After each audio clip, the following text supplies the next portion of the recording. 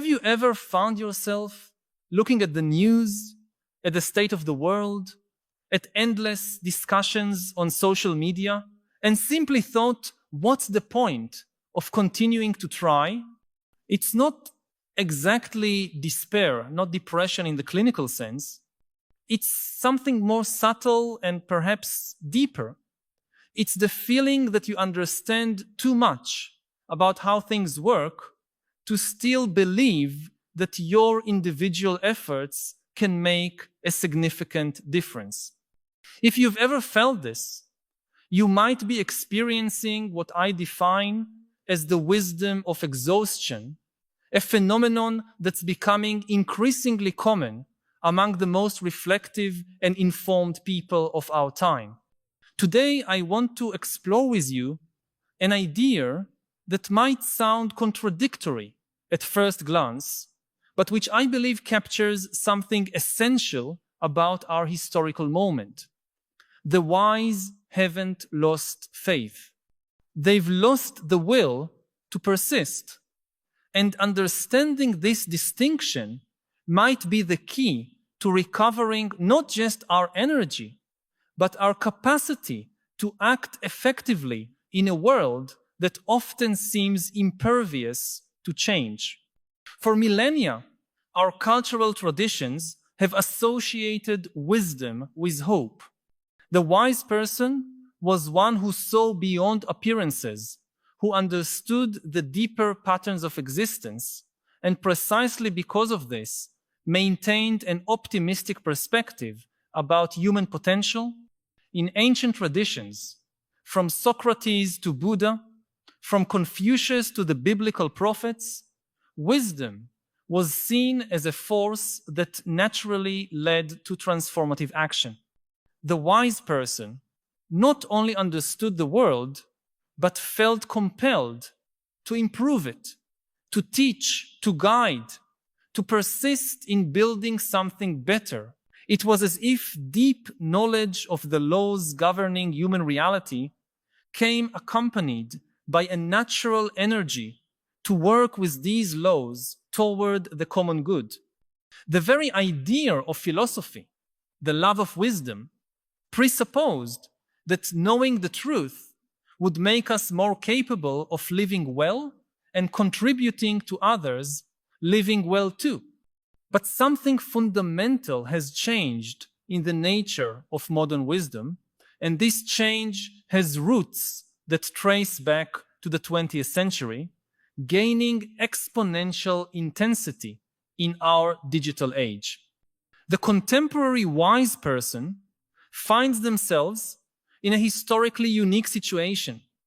They have access to more information about how the world works than any previous generation, but this knowledge, instead of empowering them, often paralyzes them.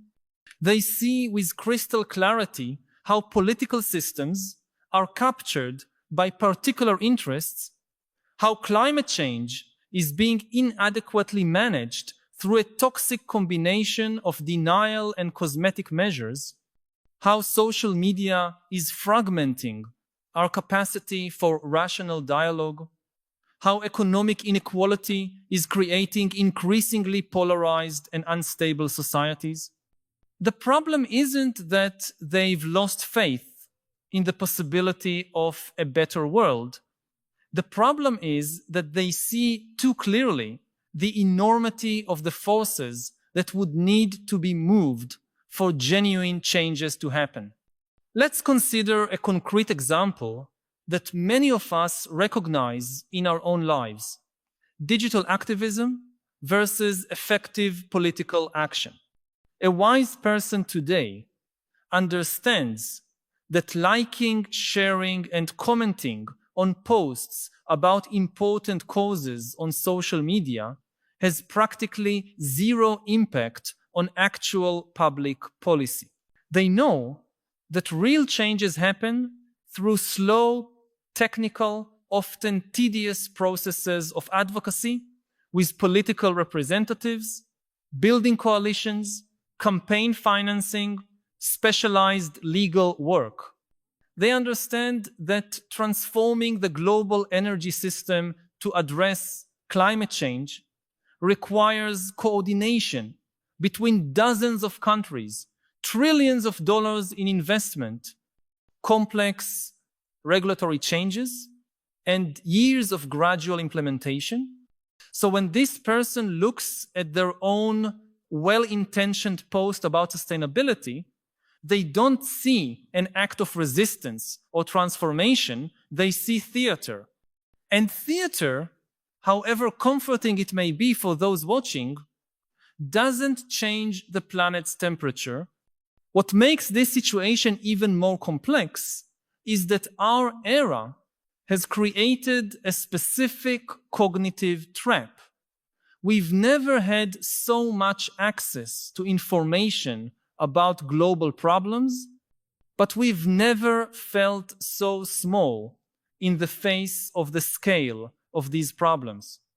An ordinary citizen today knows more about geopolitics, global economics, and climate change than a specialized academic knew 50 years ago. But this knowledge comes without the corresponding power to act on these realities. You can perfectly understand how the financial engineering that created the housing crisis in your city works, but still can't afford to buy a house. You can comprehend the psychological and algorithmic mechanisms that make social media addictive and polarizing, but still find yourself compulsively scrolling through feeds. You can have a sophisticated understanding of how the food industry produces ultra-processed foods that harm public health, but still find only these foods available in the supermarket closest to your home. Traditional wisdom operated in contexts where the scale of problems and the scale of possible solutions had a more manageable proportion. A wise person from antiquity could reasonably expect that their words would influence the leaders of their city-state, or that their teachings would transform the lives of their direct disciples, who in turn would transform their own communities. There was a visible causal chain between insight and impact. Today, our most urgent problems are systemic and global, but our tools for action remain largely local and individual. It's like trying to repair an airplane engine using only a screwdriver. You can perfectly understand how the engine works. You can identify exactly which part is defective, but you don't have the adequate tools for the repair. This is the origin of what I call wisdom fatigue. It's not ignorance that paralyzes us, it's knowledge. It's not naivety that despairs us, it's an all too lucid understanding of how real power works in the world.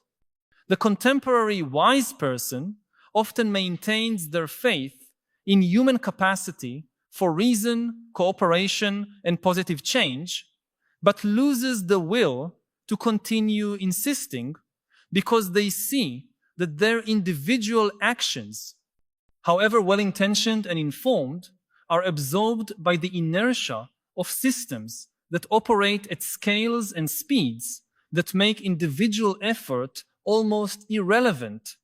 But here's where the analysis becomes more interesting and potentially liberating. This loss of the will to persist can be paradoxically the first step toward a more effective form of action. When we stop trying to solve systemic problems with individual solutions, when we recognize that our sense of powerlessness has objective bases in reality, we can begin to reorient our energy toward forms of action that are truly proportional to the challenges we face. Wisdom fatigue doesn't have to be the end of the story. It can be the beginning of a new form of engagement. Let me pause here for a moment for a personal reflection. Do you recognize this feeling in your own life? Those moments when you wonder if it's worth continuing to make an effort, not out of laziness or disinterest, but because you understand all too well the complexity of the problems we face? If so, share in the comments. I feel wisdom fatigue when? Your experience can help others understand that this feeling is not a personal flaw, but a rational response to a world that overloads us with information without giving us proportional power to act on that information. What I propose is that we begin to distinguish between two types of action: performative action and structural action. Performative action is that which makes us feel good, which signals our good intentions, which allows us to maintain our identity as engaged and conscious people, but which has limited impact on the real structures of power and change. Posting on social media, individual product boycotts, personal habit changes, presented as solutions to collective problems, are examples of performative action. I'm not saying they're completely useless, but I'm suggesting that treating them as if they were the adequate response to systemic problems is a form of self-deception that exhausts us without generating results proportional to the effort. Structural action, on the other hand, is that which works directly with the systems and institutions that effectively determine how our society functions. This includes things like real political participation beyond voting, involvement with organizations that lobby for specific legislative changes, financial support for scientific research, work within institutions to gradually change them from within, creating new institutions when existing ones prove inadequate. Structural action is often less emotionally satisfying than performative action because its results take longer to appear and are less visible in the short term, but it's where real change happens. Once we understand this distinction, we can reinterpret wisdom fatigue not as a symptom of hopelessness, but as a signal that our energy is being misdirected. The wise person who has lost the will to persist in traditional forms of activism may be ready to discover more effective ways to contribute to the changes they want to see in the world. Perhaps instead of writing another indignant post about politics on social media, they could dedicate that time to researching local candidates whose proposals are technically viable for the problems they've identified. Perhaps instead of wearing themselves out in endless discussions with people who already have formed opinions, they could channel their energy toward organizations that work with applied research or public policy implementation. There's also an important temporal dimension to this discussion. Our digital culture has conditioned us to expect immediate results, instant feedback, real-time, visible changes. But the most important problems we face as a species have developed over decades or centuries, and their solution also requires a long-term perspective. The wise person who understands this can consciously choose to work on temporal scales that our culture considers irrelevant, but which are actually the only scales at which profound changes happen. Planting a tree that will only bear fruit in 20 years, supporting basic research whose applications will only be visible in the next generation, teaching children to think in ways that will only manifest when they become adults responsible for important decisions. This temporal reorientation also frees us from the need to see the results of our efforts within our own lifetime. One of the sources of wisdom fatigue is the expectation, often unconscious, that we should be able to witness the positive changes our work should generate. But if we expand our perspective to include intergenerational impact, we can find meaning in contributions whose fruits we'll never see directly.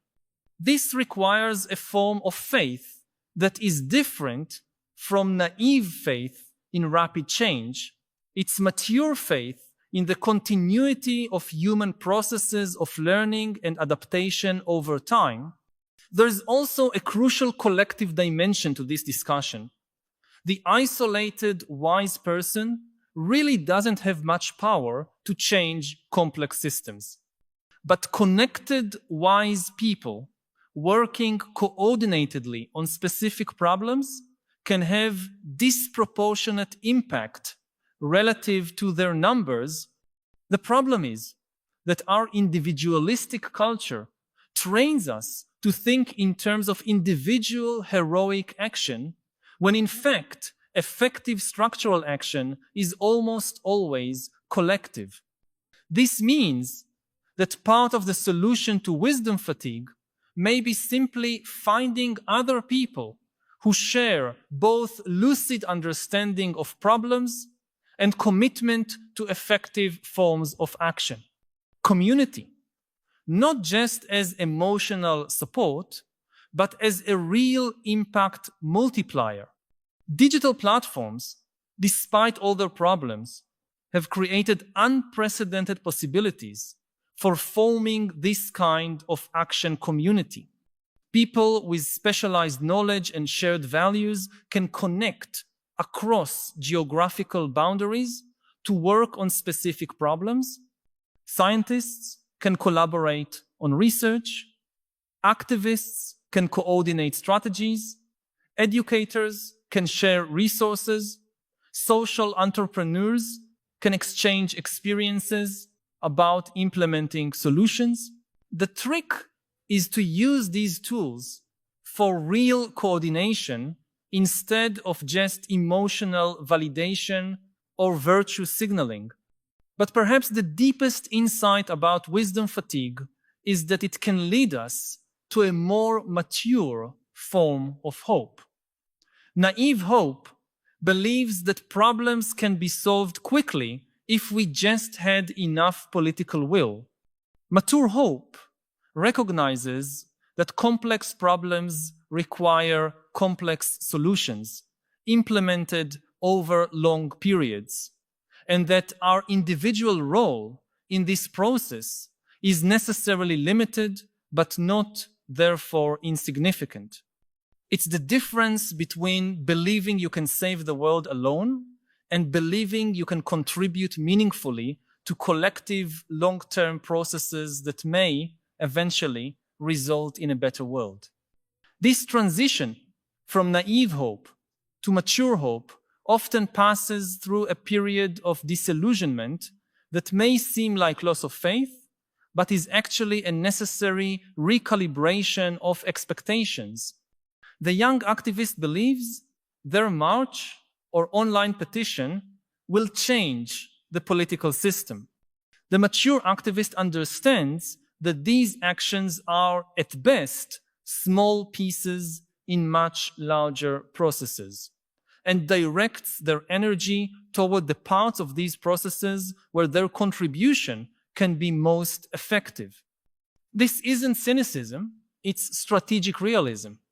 An analogy that might be useful here is thinking about the difference between an amateur musician who dreams of becoming famous instantly and a professional musician who understands that mastery requires years of deliberate practice.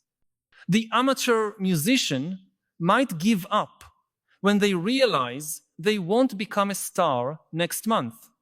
The professional musician finds satisfaction in the gradual process of improvement, in contributing to projects larger than themselves, in transmitting knowledge to the next generation.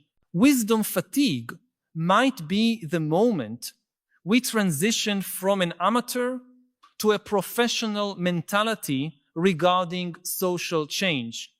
This also helps us understand why so many of the most informed and reflective people of our time seem less optimistic than we might expect.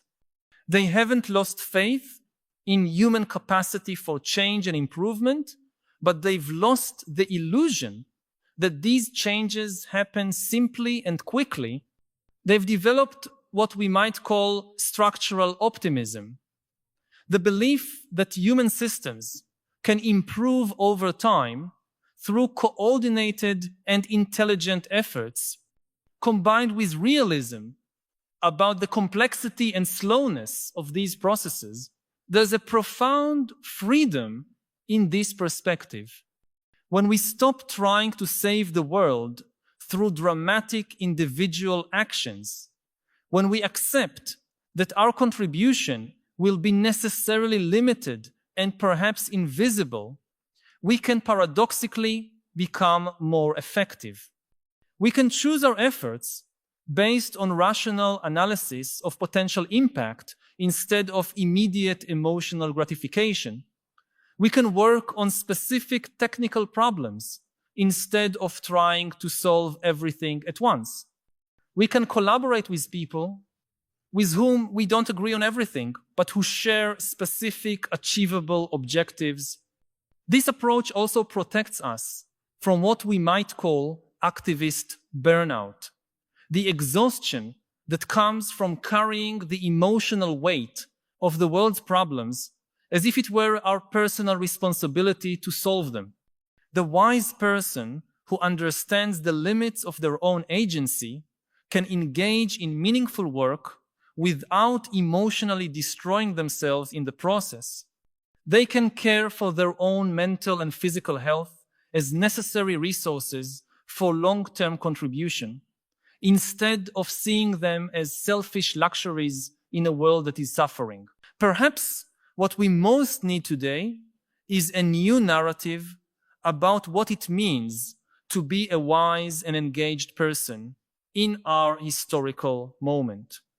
A narrative that honors both the complexity of the problems we face and the real limitations of our individual capacity to respond. A narrative that allows us to find meaning and purpose in small but well-directed contributions, instead of requiring us to be heroes who transform the world through individual willpower. If these reflections resonate with your own experiences of trying to navigate between awareness and action in our complex world, I invite you to join a community of people who are exploring these questions with seriousness and compassion. By subscribing to the channel, you'll connect with others who share both clarity about challenges and commitment to effective forms of response. We don't offer simple answers or magic formulas, but a space for honest reflection on how to live and act with wisdom in extraordinary times. Subscribe to continue this essential conversation about how to transform fatigue into strength, understanding into action, individual wisdom into collective change. The question then is not how to recover the naive will to persist in approaches we know to be inadequate, but how to develop more sophisticated forms of persistence that are proportional to both our understanding of problems and our real capacities for response. The wise don't need to recover a faith they never lost.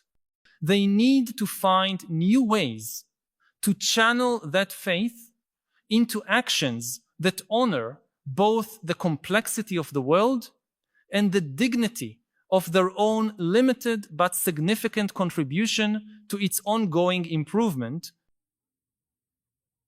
Or if you thought someone was eating the dogs and the cats and the pets, like That's the third kind of information. That's the intersubjective. I mean, so you have objective, Yes. you have subjective, then you have the intersubjective. Okay, what's The intersubjective realm, this is things that exist in the communication network between people. So this is where you find the image of Jesus, and this is Right. where you find the US dollar, and this is where you find the people eating dogs and cats. Right. It's something that is not objectively true, but it's not just the fantasy of a single individual or the feeling, only I feel it. It's in the communication, in the information network between all of us, or some of us. Yeah. If enough people believe it, if enough people talk about it, it connects. Again, even if we continue with these dogs and cats, you know, you had maybe the most important conversation in the world meant to help the citizens of United States decide who would control the nuclear weapons Right. that could destroy the world. Exactly. And the only thing that most people remember from this hour of debate was the dogs and cats. Welcome to America. Distinguished guests, dear colleagues and students, good evening.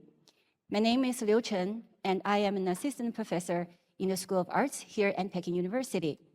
It is my great honor to serve as a moderator between two distinguished scholars, Professor Yuval Harari and Professor Cheng-Le Song. Professor Harari, I'm sure most of you are very familiar with his works, but let me introduce him briefly in the very beginning. He is the Distinguished Research Fellow at the University of Cambridge, and his publications have been best-selling ones across the world. We're very happy to have him here today. It's a pleasure and honor to be here. It's been quite a while since I was last in China. The last time I was here was before the COVID pandemic, and previously I used to come every year, and then it became more difficult, but I'm very happy to be here again with you. I'm a historian in my training, and I see myself as a historian, but I think that history is not just the study of the past. History is also the study of the present and of the future. Historians, our real subject matter is change. We try to understand how things change. And we are now in the midst of maybe the biggest change in human history, perhaps the end of human history and the beginning of a post-human stage of history. And this raises a lot of deep philosophical questions about the very meaning of humanity. So there is really no one better to discuss it with than with a philosopher. Okay, thank you. We are also very honored to have Professor Cheng-Le Song with us today. Professor Cheng is the head of the Department of Philosophy here at Peking University. His expertise lies in Taoist studies. But trust me, I have known him for more than 20 years. His knowledge spans way beyond ancient texts. So we look forward to his conversations tonight as well. Professor Cheng, would you like to say hello as well? Okay, hello everyone, and it's a very precious opportunity for me to have a dialogue with Professor Harari. It is not so often happened. You have an opportunity to talk with certain writers, have so many fans and readers. It's a very amazing things. I got to know just a few days ago that his book got millions of readers only in China. It's amazing for me. Now it's a time of screen. We are immerse ourselves in this kind of short videos and all those messages. That is not so serious. But Professor Harari composed several books with in-depth understanding and reflection on the infrastructure of human beings' culture and civilizations. And this kind of books get so many readers. And so many readers love this kind of narrative that come from history, but point out towards the future. So I think this is a very interesting thing, and I want to discuss with Professor Harari about this phenomenon, and what is the exactly significance of the things that have happened around his books, and also about his books, Nexus, which largely lead to a very strong sense of a philosophical reflection of the whole thing we named as civilizations. You give a very cold description of the things. But let us just start with very simple questions. Just as I mentioned, in nowadays, the professional academic work is somehow becoming increasingly self-enclosed. And we actually keep indifferent about the public issues and the common challenges that are shared by humankind. We just do our things in ancient texts, and we just publish our academic papers to get our salary, and your book just remind us as professional scholars to get back to the public sphere, to address the challenges and the problems that's shared by the human beings. And this is largely a very interesting thing as a historian. You got so many readers, and you give a so strong structured interpretation of human civilization. This is a very powerful tool to shape the mental side of your reader. And this means that you burdened a very strong ethic responsibility. You shape the mental side of your reader. And if we do believe that you have this power, how we can use this power responsibly? And what is your expectation from all your books, your readers can get from your books? Is a very special attitude? Is a kind of a concern? Or is an expectation of a future? Or something like that? I want to hear about your points about this. What I try to do in all my works is help people understand themselves, help people understand reality better.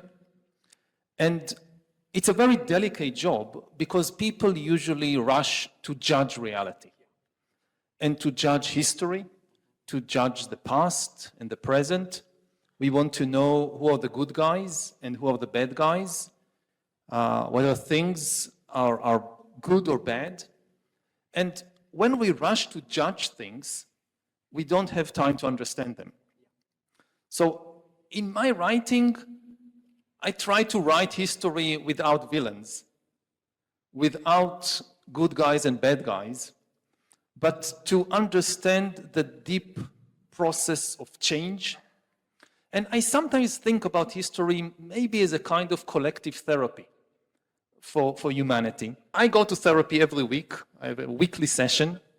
And people can wonder, why do people need to go to therapy?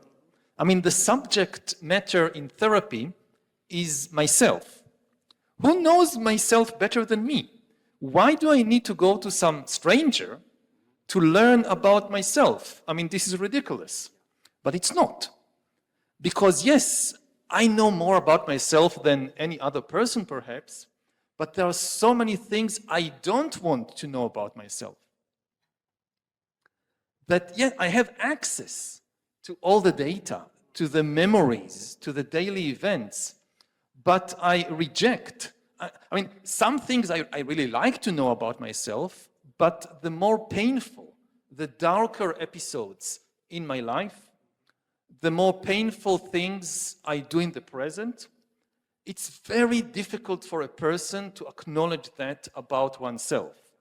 Like if you're in a relationship and there is a problem in a relationship, so you ask, and people would say, I'm perfect. It's the other person who is causing all the problem. If only the other person changed a little, behaved differently, everything would be perfect. And you ask the other person, they would say exactly the same thing. I'm perfect. It's my husband, it's my wife that is causing all the problem in our household. So this is why you need to go to therapy. So to get professional help, to realize some very deep truths about yourself that are too difficult or too painful to acknowledge.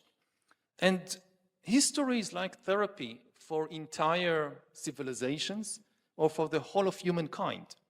Also, entire nations often don't want to acknowledge dark episodes in their past or dark things they are doing right now. Entire civilizations, the same. You ask, and almost every nation, almost every country would say, we are perfect. All the problems are because of the other nations. All the problems are because of the other civilizations, of the other cultures. And I think the responsible job of historians is to, and not to share blame, but to simply help people understand better the big processes and the deep sources of the problems in the world. And this is a big responsibility. This is very interesting. I just cannot agree more about your points because, you just point out the core value of the humanity. The core value of humanity is not provide any accurate knowledge, not to make the word transparency. Actually, the most important thing is that this. Through the humanity and the reflections, we teach people do not make any judgment in rush, to try to lead a very hesitated life, especially intellectually, because the complexity of human nature, because different kind of narrative that were dominated our man side, that is biased and one-sided. This is largely because what? Because the limitation of our perspective of understanding. And this largely lead to my own understanding of your book. I think that through all your four books, you are largely trying to give a very cautious, refined warning to us as human beings, to urge us to respect, but never blindly trust our imperfect human nature.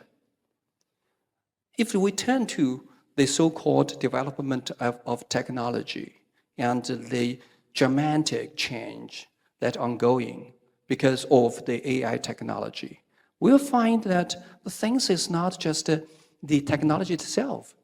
Just as Hinton has pointed out, the most important thing is the misuse of this technology, but not the technology itself. This largely leads us to a very important issues in the philosophy of politics, which we call technocracy. And those who dedicate the development of AI technology actually had been set up a systematic techno-tyranny on human beings. Just as me, I have no idea what the AI expert talking about. And I have no idea what I should do to facing up all this change. The only thing is that I was forced to accept it. And this is unfair. Why should I accept it? And the things is this. Those people who manipulate these skills and technologies are ordinary people. They might be evil.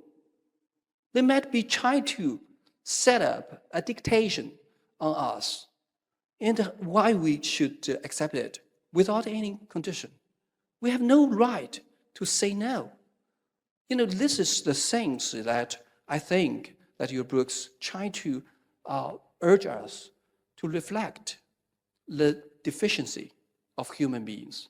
But this deficiency of human beings is the very point that differentiate us from the machine, because we have emotion, we have desire, and all those things largely lead to a very special and very correct attitude towards future.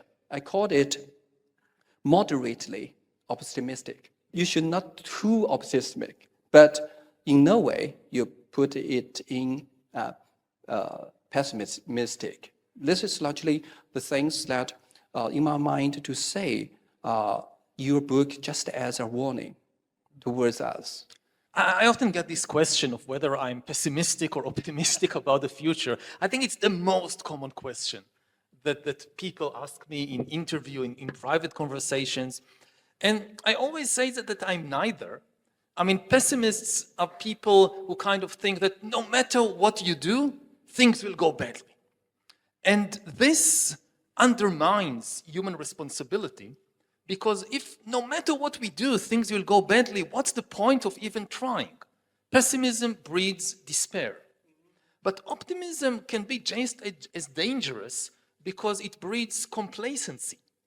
Optimists tend to say, no matter what happens, things will turn out okay in the end.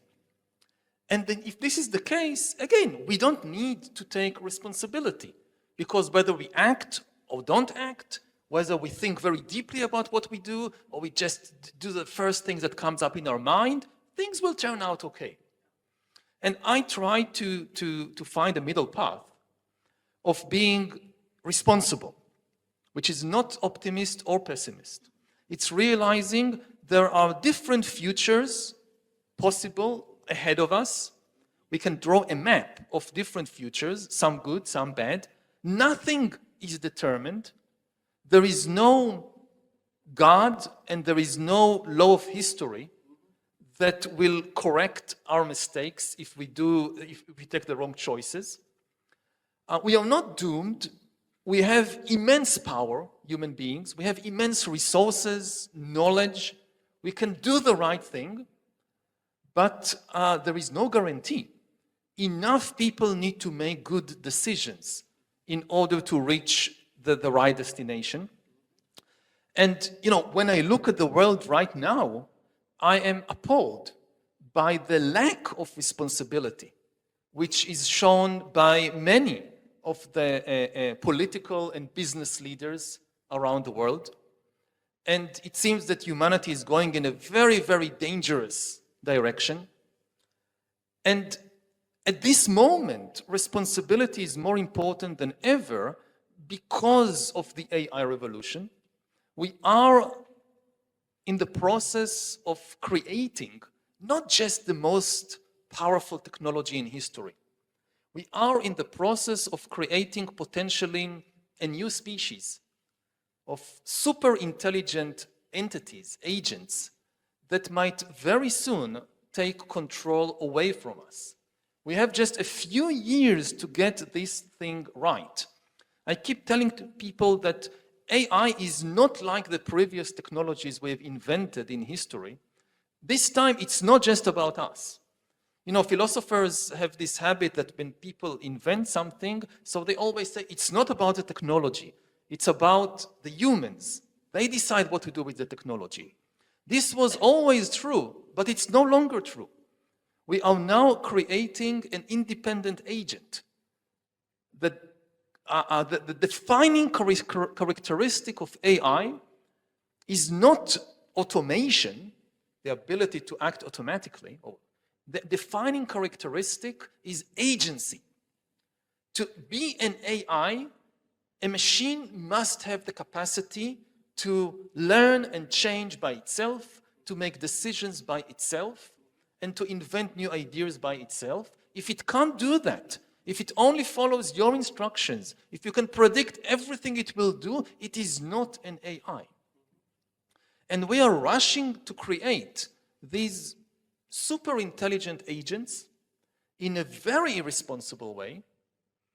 And as I travel the world and I talk with the leaders of the AI revolution, I ask them two questions again and again, the same way they ask me, are you optimist or pessimist? So I reply with two questions of my own. I ask them first, why are you moving so fast? Why don't give humankind a bit more time to adapt, to reflect, to do things more carefully and safely? And almost all of them reply the same answer. Almost all of them say, we know there are huge risks, They often know it better than anybody else, the leaders of the AI revolution. We know there are big risks. We would like to move more slowly, but we can't trust our human competitors. If we move more slowly and the other company or the other country doesn't slow down, they will win the AI race, and then they will dominate the world, and the world will be ruled by the most ruthless people. We cannot allow this, so we must move faster. And you then talk with the competitors, they say exactly the same thing. So everybody says we can't trust the other humans. Then I ask them the second question. Do you think you will be able to trust the super intelligent AIs that you're developing? And the same people who just explained to me why they can't trust other humans suddenly say, oh, we think we could trust the super intelligent AIs, which I think is borderline insanity. Because, with humans, we know we have trouble with humans, but we also understand them to some extent. We know quite a lot about human psychology and biology. We have experience in history, not just of violence and war, but also in building trust. 100,000 years ago, humans lived in tiny bands of a few dozen individuals, couldn't trust anybody outside their band. Now we have nations like China with 1.4 billion citizens who cooperate on a daily basis. We have a global trade network connecting even different countries. So we have some achievements in building trust between humans. With AIs, we have no experience. We are just creating them. We already know they can lie and deceive and manipulate. We have no idea what will happen when we release millions of super intelligent AIs to take control of our financial system and military system and culture. So the people who lose trust in other humans, but imagine they can trust an alien super intelligence, this is extremely scary and I think irresponsible. The things is just like this, because when you are an engineer, you create something, and you will naturally get the confidence to say I can control it. But the things is just like this. When we turn to the AI, it's just a black box. We have no idea what would happen in there, and if there will be certain, we call subjectivity within this AI engine, and whether they will have desires, they will have their own intentionality to do certain things, and they have their own value systems, they have their own value preference. All these kind of things were super dangerous. But the things is just like this. When we say that, okay, we just cannot trust other people, means what? Means we know that what is human being, what is human nature. But nowadays, we are still panning for the new definition of what is AI, what is new species. And, this is naturally lead us to a very interesting thing about the difference between silicon-based life and carbon-based life. We seem to have a very clear definition of what is carbon-based life. Even despite of the observable phenomena, which we are living or something like that. But the general definition of carbon-based life is that we were dead. We were dead another days. And these things composed the basic element of the human nature. I said this, the necessity of death and the dependence of group, community, and uncertainty, anxiety about future. All those things lead to us fully understanding of human beings. And the mutual trust among people is the most costly things that we have found in history. And these things lead to a very interesting things is like this. Maybe I could say that through intelligence, we can tell us from animal. We know that we are some species with intelligence. But is that case that we can tell us from the AI engine in potential? Because we have emotion. We have deficiency. We actually have limitations. According to the Chinese philosophy, the most important thing is that we must face up to the real self with emotion, with limitation. We just cannot know everything. And we should be very humble when we face up to others and future. So this is largely Western from the ancient China. And this is largely, you said about responsibility. And the responsibility not just come from a social mechanism, but come from what? Self-understanding of what is yourself, what is the essence of human beings. And I think a very important point about humans is that we often define ourselves by our intelligence to distinguish us from other animals. We want to feel superior to all the animals, and what can give us superiority? Not the body, not physical strength, so we say, we are more intelligent than all the other animals. So we give, I think, far too much emphasis on intellect and intelligence in the understanding of ourselves, which is now becoming extremely dangerous because soon there will be something more intelligent than us on the planet. So if it's all about intelligence, it's game over for humanity. And maybe I share something from my own personal history, which taught me in, again, a very painful way that intelligence is not the most important thing in humanity or in life. When I was quite a young boy, I was spotted in the school as a gifted student. So they took me out of my school in my neighborhood and sent me to a special school for gifted students where they collected these kind of genius kids from all over the northern part of the country. It was quite far away from my neighborhood, so it was a long ride every day, but this was not the bad thing about it. The really awful thing about it is that this was a special school for gifted students, so everybody saw us as some kind of walking intelligence. And we were valued for our intelligence. And here is where it became really problematic. Back in my neighborhood school, I was easily the best in everything, in mathematics, in reading, in writing, in everything, without much effort, which first left a lot of time to play and do other things. And secondly, kind of my position as the smartest kid in the class was easily secured.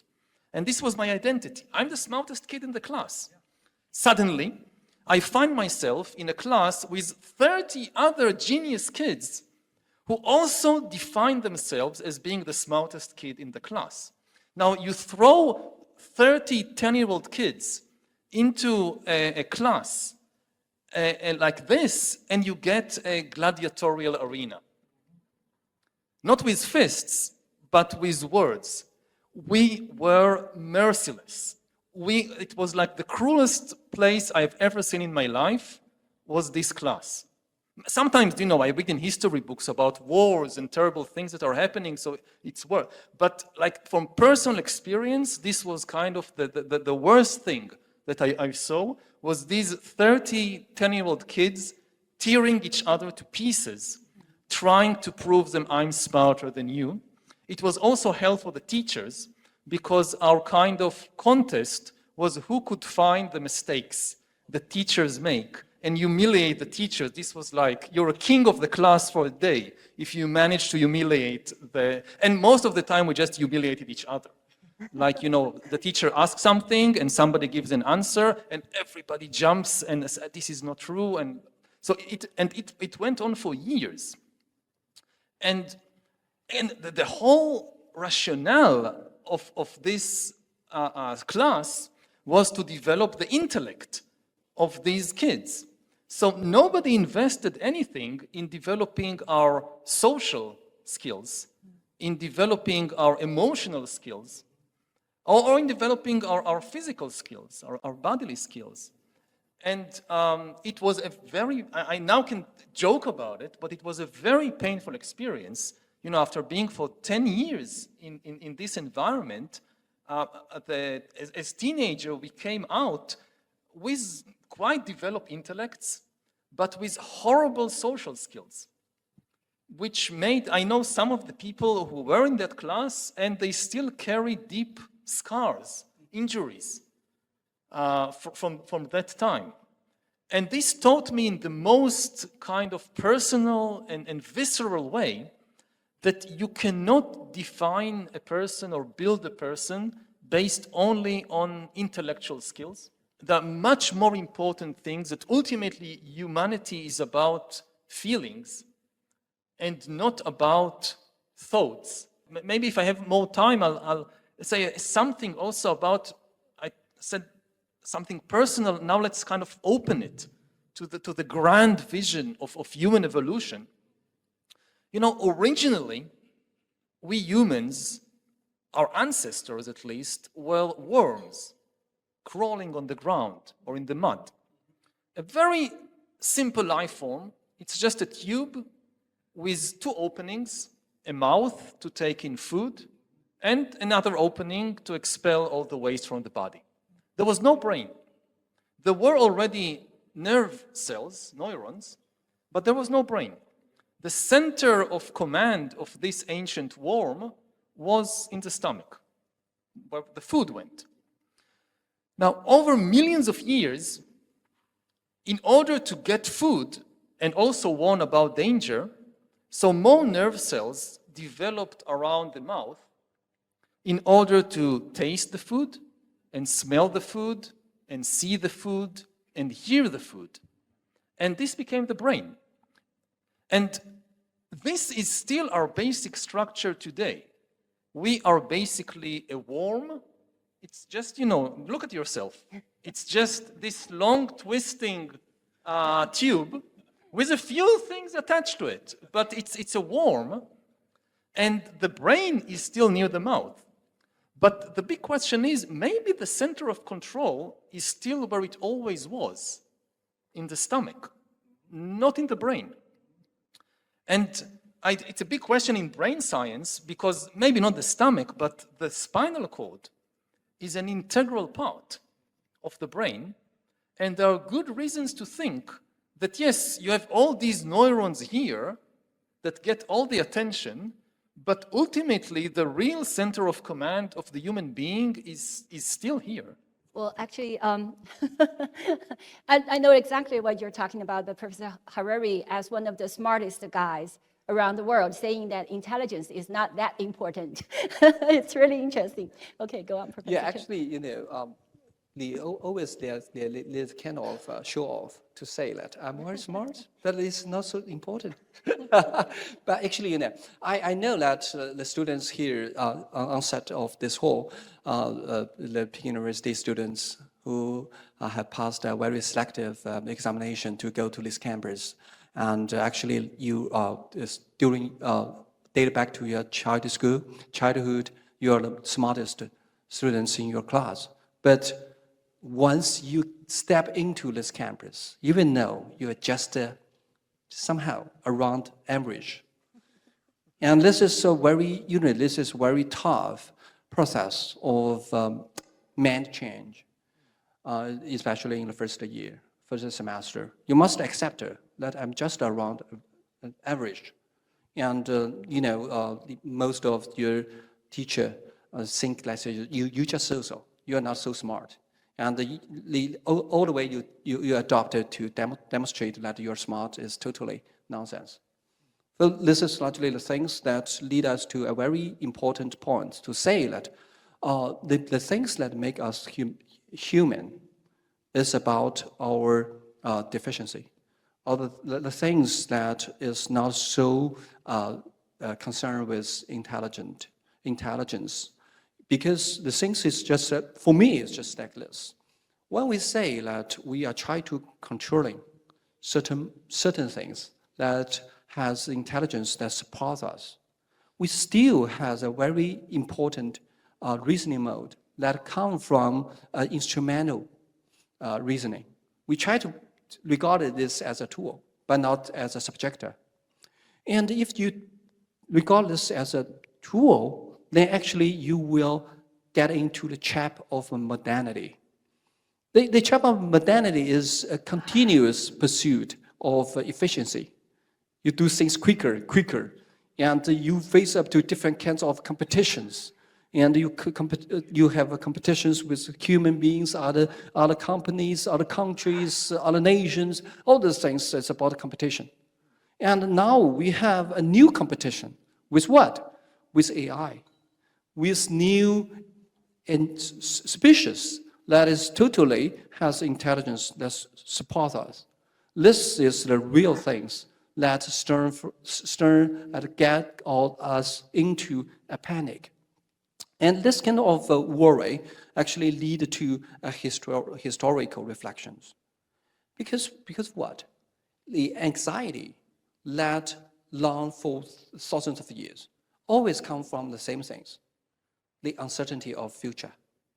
And how we can take action responsible to respond the change that's happening. So to speak, for me, that is, the things is not just about technology. The things is about the deep understanding of a deficiency of human beings. And we should, with full recognition of our limitation, then to take a cautious steps towards the future. And to say, just as the motive of today's discussion, understanding is an antidote. You must firstly to do certain in-depth reflection before you take any action. But now we are too rush in action, and we too rush into a new form of competition. And this is largely what I called consequence of modernity. So we actually not face up to the so-called competition with AI, but we actually run into a competition with ourselves. But I'm not sure I would put all the blame just on modernity, because we see things like that also in ancient times. I know very little about Taoism, so I would be happy to hear from you about it. But at least in the West, you can trace these things back thousands of years. Especially you talked about the fear that humans have of losing control, of not knowing. And this fear often propels people to look for something infallible. Mm-hmm. Like the fantasy of super intelligence didn't begin today or a few decades ago.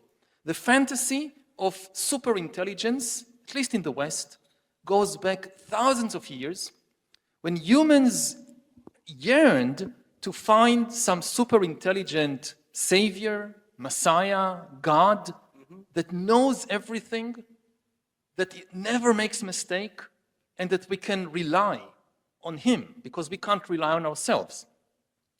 And this fantasy, the first artifact that it produced, and which is still one of the most important artifacts in the world, is the Holy Book. Again, I don't know what is the status of Taoist texts that you're studying. I'll be very happy to hear in a moment from you.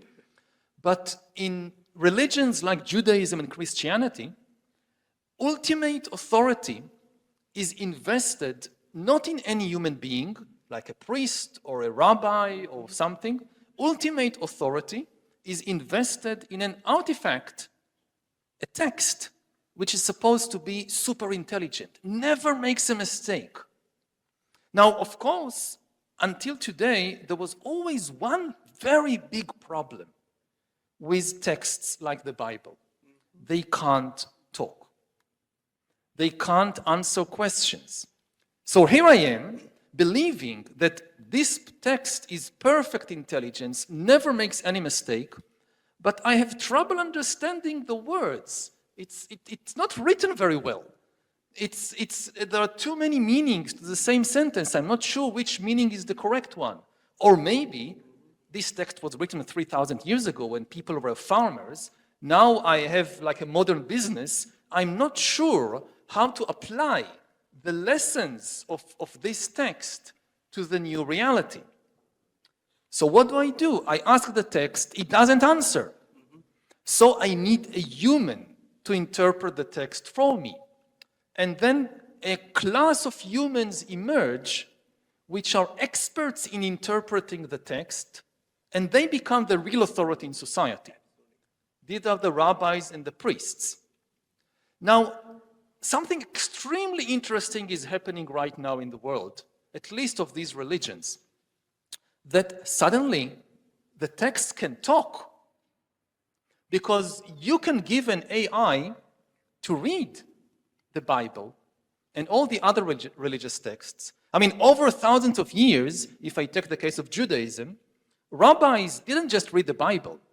They wrote thousands and thousands of commentaries on the Bible, and commentaries on the commentaries, and commentaries on the commentaries on the commentaries, which all became sacred. And your position as a rabbi, you're a big rabbi if you know more texts, and you're a little rabbi if you know only a few. No rabbi was able to read and remember all the texts. Impossible for a human. But AI can. For the first time in the history of Judaism, there is something on earth that can read all the texts of Judaism, everything written by every rabbi in Poland or Yemen like 800 years ago. It read everything. It remembers every single word. It can find connections and patterns in the holy texts that no rabbi can.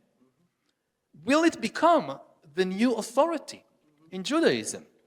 Now, if you have a question and the AI says, oh, this is the answer, it can give you like pages and pages of proof from holy books. Now, if a human rabbi says, don't listen to this AI, it's a soulless machine, the problem, at least in Judaism, is that the authority is invested in the text, not in the human. So if an AI finds arguments in the text, the rabbis cannot just dismiss because it's the argument, because the text has authority. Now the word speaks. AI has mastered language. So it's interesting. This is kind of my perspective as a historian on all this. How it's not just modernity, it's the whole of human history which is feeding into this AI revolution with very unexpected consequences, maybe. The same thing is happening in the legal system, which also a very authoritative text that until today we needed lawyers to interpret the text. Now the text can speak for itself. It's the same thing in the financial system. Until today we needed bankers and financiers to interpret the money, the financial texts. Now they can interpret themselves. So maybe AIs take over the financial systems and the religions and the legal system. So this is just kind of a thought to share. And I would be very happy to hear how it is in Taoism and whether you think that you will have an AI Taoist master anytime soon. No, actually, the case was totally different in Taoism. Because, I'm just not trying to blame everything to the modernity. But the thing is just like this, modernity comes from the Western tradition. Exactly, the modernity is the offspring of the whole tradition. But in China, it's totally different. Because Taoism is a too complex systematic sort. So let me just start with a very simple sentence, the very opening sentence of the Tao Te Ching, 道可道非常道, which means the things that you spoke out is not the constant things. Which means, for me, there is a very interesting definition of authority. You just mentioned of authority, which is always correct. And for us Chinese people, along with the Taoist intellectual tradition, we actually have the two pre-assumptions. The first thing is, as common human beings, we have very clear limitation of our rationality. We just cannot say we can control or grasp the ultimate truth of the cosmos, of the whole thing. And this is because what? Because we are human beings. And then, is there any authority that we can rely on that seems always correct? Yeah, we have certain kinds of a memory of those things. Sagehood. There is golden age, governed by the sages, and the sages know the exact internal mechanism of the so-called cosmos. But the thing is just like this. Things change for Taoists. Everything changes, everything floating. And you just cannot say there is one set regulations and rules who can run all the way of the history of human beings. So the thing is that you must depend on the original text, but you just cannot just rely on it. You read into it and you get something back, and then you have a try of what you learn from it.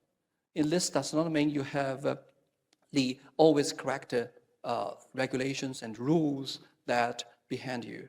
So to speak, the most important thing is that for Chinese people, especially for Taoists, we must keep open-minded towards the change, towards the ultimate rules of the cosmos, which we could say this: the cosmos is an eternal Sphinx riddle for Chinese people, especially for Taoists. So in this way, can we say that modernity as a product of Western tradition actually have a shortage to say that there is absolute rules, absolute regulations, and absolute or universal mechanism that can dominate everything that in our eyesight. But for Chinese or traditional Chinese thought, there is no such things. The universal correctness, the ultimate truth, there's nothing of it. Because you just look at the cosmos, everything changes. There is a totality of the cosmos, but there is no so-called ultimate and universal things that you can grasp and you can get. And this is why I just mentioned why Chinese people always keep humble to the change. And we always try to do things in a detour of learning and practicing. We're learning something and we put it in practice, and we got reflections, and we back to the text again, and then we take action according to my learning or learning from the text. So this is largely very Chinese style. And this is why I called Chinese style actually very different from the Western counterpart. And this is why we could find certain therapy of the problem of modernity that we can draw from the Oriental sources, Oriental thought. So this is largely why we should do certain expansion of our intellectual views through mutual learning and mutual understanding, I think. And similarly, in Buddhism, there is also a lot of similar arguments to what you just mentioned from Taoism, that we need to acknowledge the limitations of humanity. There are no absolute truths that you can hold on to. Everything is empty. And you need to rely on practice and not just on some text that says something. And then they memorize these texts again and again and again. And you go to monasteries and you see even monks and that their main practice is memorizing texts. And the authority in the religion becomes the authority of the experts on the texts. And the texts say, don't rely on texts. And this is what the experts on texts will say to you. And, you know, there is a very famous Buddhist story about a monk who meditated in a forest, and there was a parrot living near where the monk was meditating. And the monk wanted to protect the parrot from danger. So the monk told the parrot, "Parrot, be careful. In this part of the woods, there is a hunter that comes every now and then. The hunter will spread grains on the ground. You'll see the grains, you'll get attracted to the grains. When you go for the grains, he hid a net, and the net he'll spring the net, he will capture you. So parrot, be careful, a hunter will come." And the parrot, the monk kept repeating this warning, "Parrot, be careful, a hunter will come." And the parrot, as a parrot, learned this warning. And the parrot would sit there on the tree and just repeat all day, "Parrot, be careful, a hunter will come. Parrot, be careful, a hunter will come." And one day, a hunter came. And the hunter spread the grains. And the parrot got attracted to the grains and went to eat the grains. And the hunter sprang the trap, and the parrot was captured. And all through that process, and even when the hunter was holding the parrot in the hand, going to kill him, the parrot kept saying, "Parrot, be careful, parrot, be careful, a hunter will come." You mentioned a very interesting things is about what? For me, the things is just like this. I think the fundamental part of just you mentioned the gap between theory and practice is about what? It's about our basic need as human beings.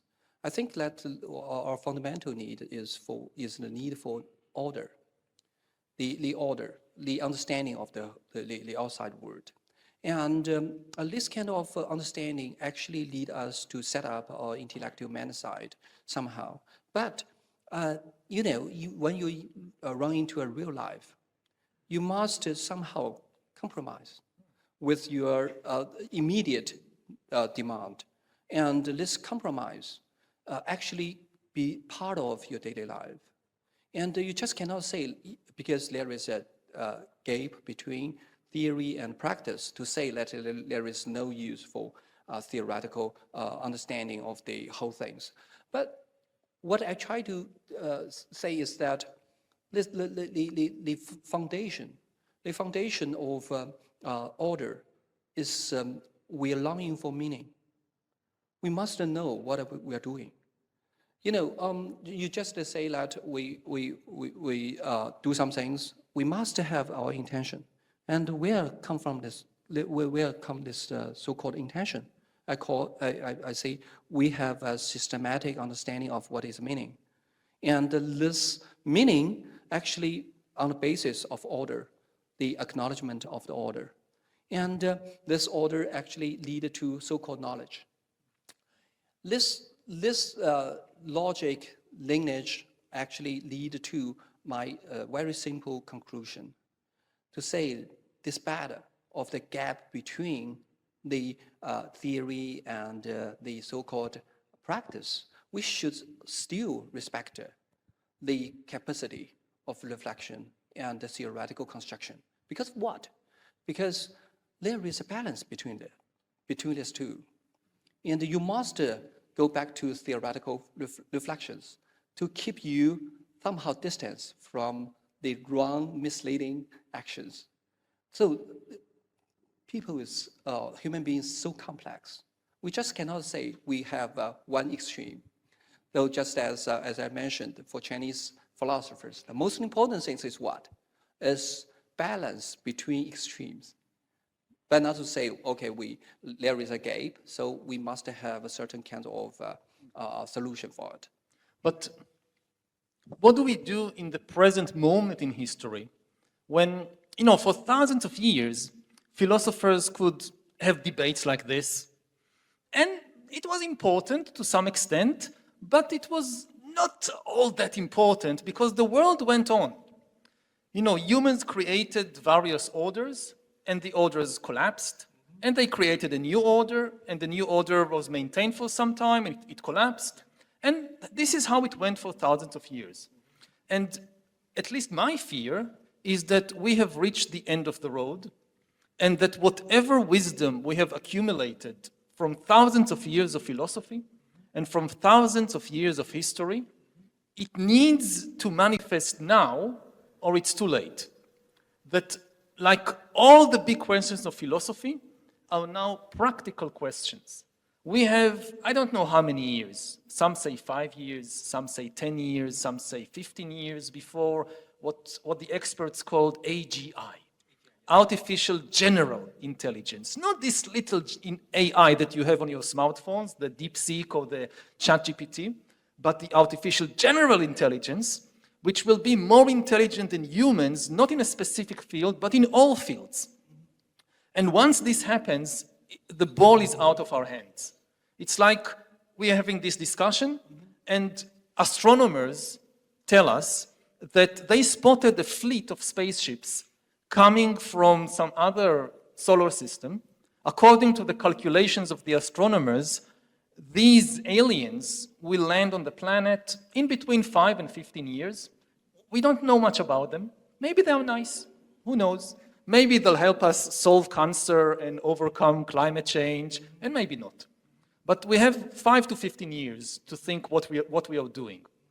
And this is the time that I think all the wisdom traditions of humanity, again, developed over thousands of years, what do they tell us? What do they tell us about this specific moment in history, which is, I think, different from previous moments, because the process of change, of course, things will continue to change, but maybe not for humanity. Maybe this is kind of the last station for humanity. Just one word. You can close the whole discussion. Actually, I think that for me, I'm more optimistic than you. For me, that advantage of humanity is just because of its deficiency. You know, just because we are not perfect. And you can imagine certain perfect things, but I do not think that we could just be replaced with the civilization of human beings. Will be replaced by certain super intelligence. Because what? Because we have emotions. But I just cannot imagine how silicon-based life have imagined, have desire, have intention to just to remove us, to set up a kind of governance on human beings. Because what? Because we have desires,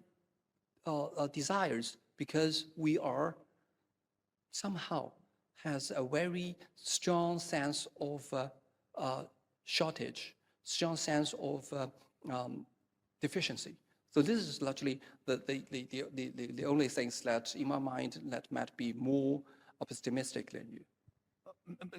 I'm not sure how much time we have, but I don't know whether AIs or AGIs will ever have consciousness, will ever have feelings. I think this is the biggest question of all, but I don't think that you need feelings in order to have goals and to act in the world as an independent agent. AIs, you give them a goal, or they develop a goal, then they do things to reach the goal without any emotions or desires. If you have a self-driving vehicle, you can give the vehicle the goal, get me as fast as possible to the train station, and the self-driving vehicle on the way would run over people. Because I gave it the goal, get there as fast as possible, and forgot to tell it, but don't kill anybody on the way. So, and similar, we have so many examples. That the most famous example is what happened on social media. That social media companies gave the AIs, the very primitive AIs that run social media, the goal of increasing user engagement, make people spend more time on the platform, and the algorithms began to spread hate and fear online and to destabilize societies all over the world, because they discovered that the easiest way to increase engagement is with fear and hatred and greed. So they don't have any desires, they don't have any emotions, but they can have a goal, and then they can do a lot of things on the way to that goal. And that, I think, is the danger for us. And the fact that we have emotions and feelings means that we can suffer a lot. I mean, I think that ultimately the definition of consciousness is the capacity to suffer and to be liberated from suffering. But this is no protection. You know, cows can suffer, and we didn't treat them very well. Other animals can suffer, and you know, it's not necessarily even that we are evil. A lot of animals we have destroyed without even thinking about it. So the cows, we exploit them for meat and milk and so forth. But so many species have gone extinct in just the last few years by humans destroying their habitats, like they live in some forest, and the humans come and cut the forest and build something. And the humans are not even aware that they are doing something bad to these. There is no evil intention. It's just you don't see them. So some super intelligence may have whatever goal it could be, and it's not evil, it doesn't even have any emotions, it's just on the way to the goal, it runs over us. Great. I think we are about to run out of time, but I'm sure that Professor Cheng likes to share some comments on. You're fine? Okay. So before we end, let's invite Professor Harari to give a close remark. For me, it was an honor and a pleasure to be here with you today. And this has been one of the most inspiring discussions I've had recently. So thank you for that. The reason I do these talks and that I wrote the book is because I really think that humanity is about to make maybe the most important decisions in our history. And at present, there are very few people in very few countries that understand what is happening and that take part in the conversation. Lots of people now have heard about AI, but most people don't have a deep enough understanding of the AI revolution to know what is at stake and to feel competent to take part in the discussion. So I can't tell people what would be the solutions or what policies to adopt. My understanding is also very limited. My goal is to give many more people in many more countries a basic understanding of what is the AI revolution, what is at stake, so that millions of people in numerous countries will feel motivated and competent to join the conversation, so that we can hear more opinions, more interests, more worldviews, and thereby hopefully reach a better decision. At present, the people who really understand and take the decisions, they are not even elected representatives of anybody. They are mostly these leaders of the big AI companies. And this is dangerous for humanity. So that's my motivation, and I hope that you will feel motivated and competent to take part in the conversation, because it's the conversation about your future also, about everybody's future. My other remark is that I noticed that there are several people here that read my books, that maybe are my fans, and I know from previous, I have historical knowledge, so I know what happens at the end of the event, that lots of people come and they want to sign books and take selfies and so forth, and unfortunately I don't have the time to do it because I have to rush to another event. So I would leave you with something better than my signature and better than my picture, which is really part of me, it's my atoms. Just as a final thought for reflection and about the interconnectedness of everything, we have sat you together in this beautiful hall for an hour and a half, breathing all the time, and the air mixes our breath together. So a lot of the atoms that were inside my body an hour and a half ago are now in your body. And a lot of the atoms that an hour and a half ago were in your body are now in my body. So in this way, we have shared something even more important than a signature or a picture. Thank you.